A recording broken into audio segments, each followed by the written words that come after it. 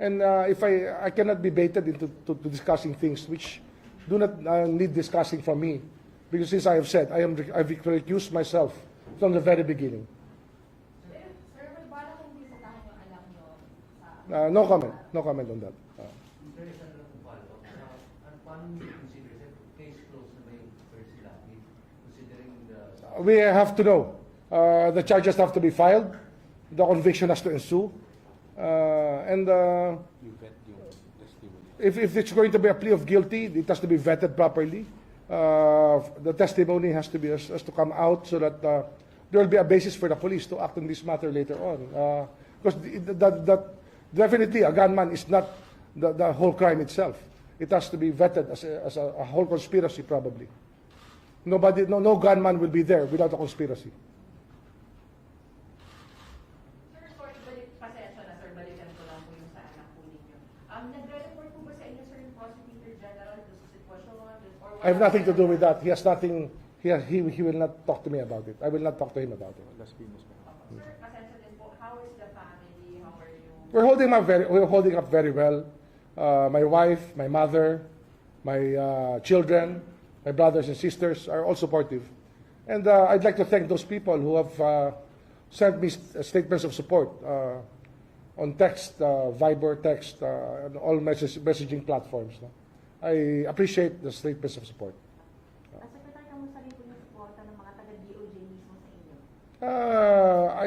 I appreciate the support given to me by the DOJ and the fact that when this thing happened, people were worried, and we just said, we just go back to work because this will not change the flow of work that we have to do. Because the deadline, as I said yesterday in the flag raising, the deadline for things we have to do in the DOJ is yesterday. We have to really rush to work and finish these reforms that have to be laid out to make our justice system better. Prosecution system, correction system, investigative system, our system for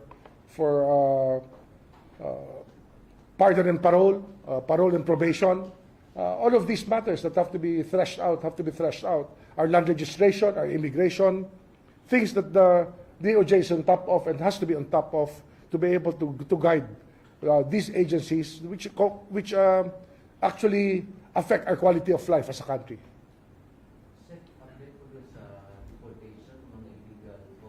The first deportations will happen October 19. I have been briefed by the Immigration Commissioner. 5 or 6 of them will be deported. Self-deportation muna to, that they're paying for. There are 400 more in custody which are being scheduled. China is validating the identities of the persons to be deported if they're really their nationals, if they're overstaying. The BI has already canceled visas of many of those who are working at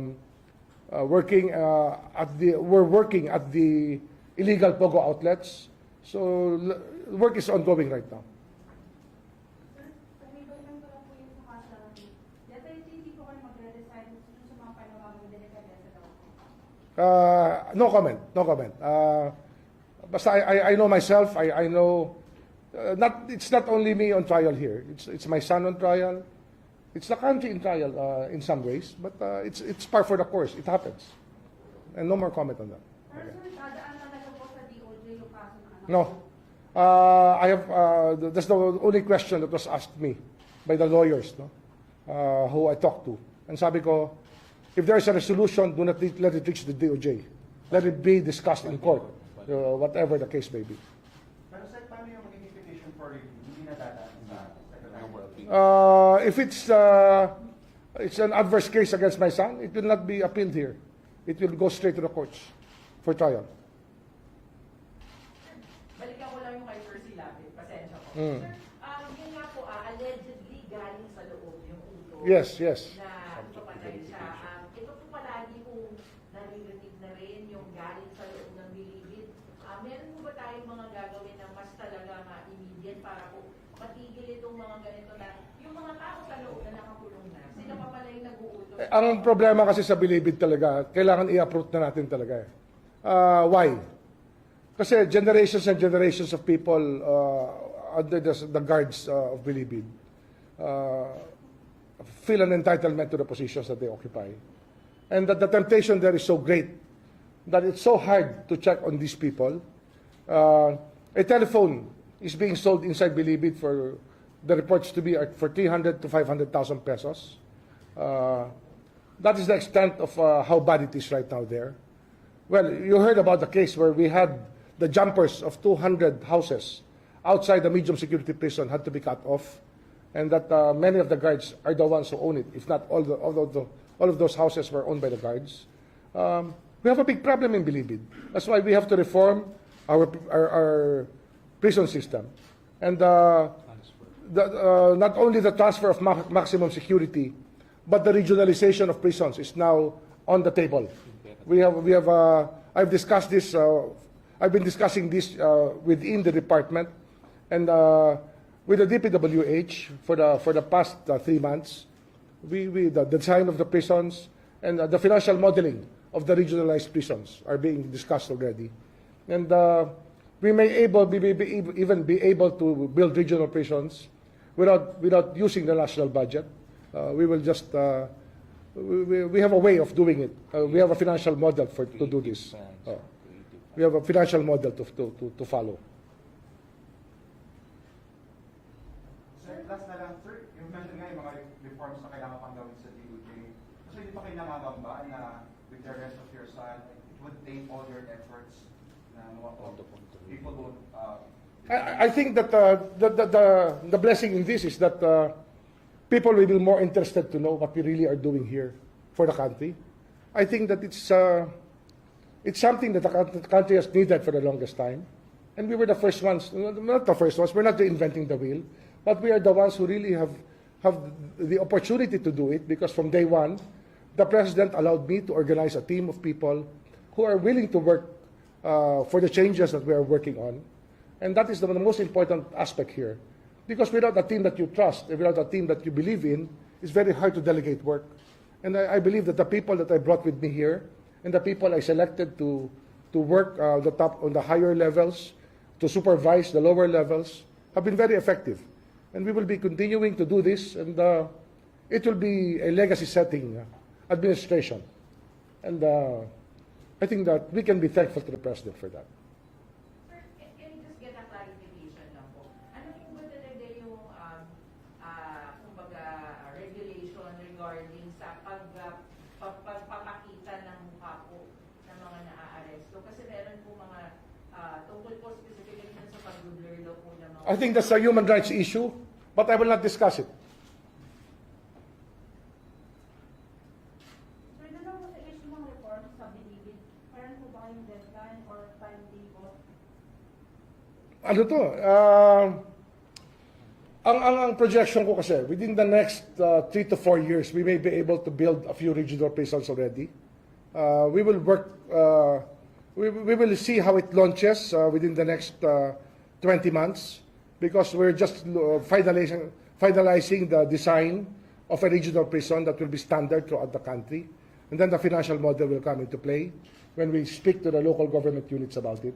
Because it will take a lot of work also, cooperation between the DOJ and the local government units. Can you imagine, because regionalization solves many problems. No? You're humanizing the prison system. The problem with the prison system now is that it is a mega prison. And it does not bode well for persons who should be treated individually, as is the practice now in prison reform. Right now, everybody is just a number. Out of 39,000 people inside Bilibid, how can you just make sure that everybody is treated properly? So when you humanize it, when you put a prison number limited to 2,500, I think that the reform will be better. Sa una-una pa lang, sa simula pa lang, may dalaw kagad ang tao na nakapiit, ay madadalaw na ng kanyang mahal sa buhay. That is the first part of the reformation that a person can get when the time comes. Sir, ilan yung target natin mamalaya? Kasi sabi natin, ituloy natin. 5,000 ang target ko by June 30. That's the target that we have set. The carpetas are coming in more regularly now. I think that the Parole and Probation Office and the Board of Pardon and Parole have more than 2,000 carpetas now already. And it has come faster, at a faster rate than 3 years worth of carpetas in some areas. But we've done it in just a matter of 100 plus days. In fact, these carpetas were delivered. More than 2,000 carpetas were delivered in the first 100 days of the president. This is very rare very rare occurrence in our justice system. I think that you in the Justice Beat are aware of how slow they were before. Sir, sorry, kailan po yung inaasahang mass release ulit ng ating mga PDL na? We have pending with the Executive Secretary 318 names to be set to liberty either by pardon, parole, and other applications of the law. Clemency, pardon, parole, commutation of sentence, acts of grace of the sovereign, as we call it. Sir, follow-up lang dun sa ano, di ba yung napalaya kamakailan yung 371 plus? 371. Yung pardon na sinabi niyo kay Presidente. Ito pa rin, pending pa rin.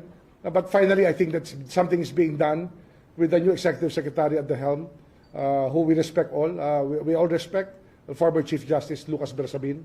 I was with him yesterday. I spoke to him yesterday. And a very positive development for us. Sir, sa illegal photos, pasensya na po. Ah. Meron po kasi dun sa mga na-cancel na or maka-cancel pa lang po yung kanilang mga visa na gusto pong lumipat dun po sa mga legitimate na mga pogo.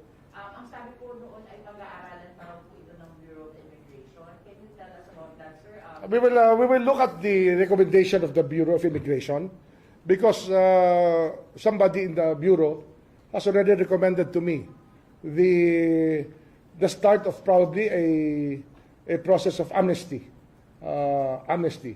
because this problem has to be resolved for the country. Hindi lang sa Pogo, no?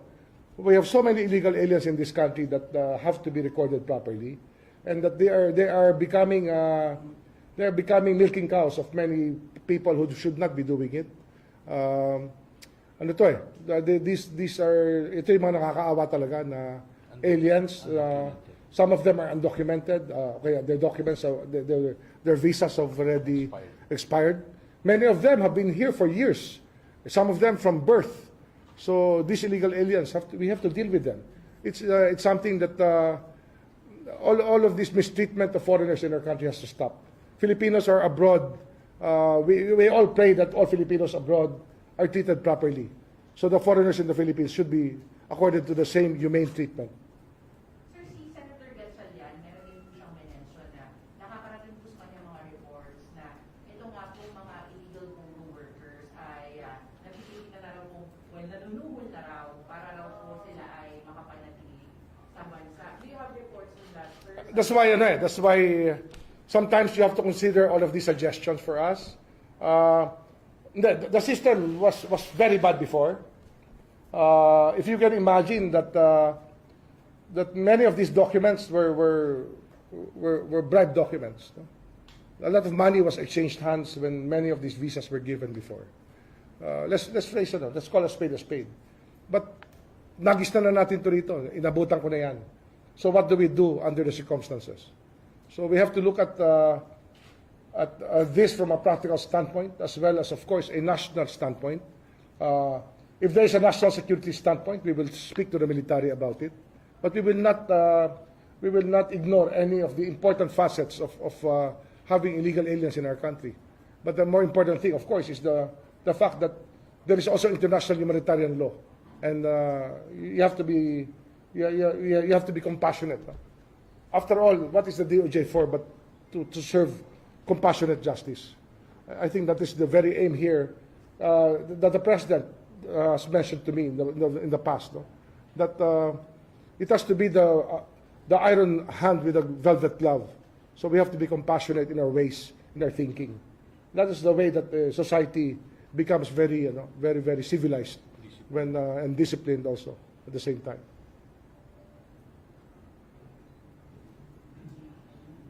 Anything else? Okay, thank you. Salamat.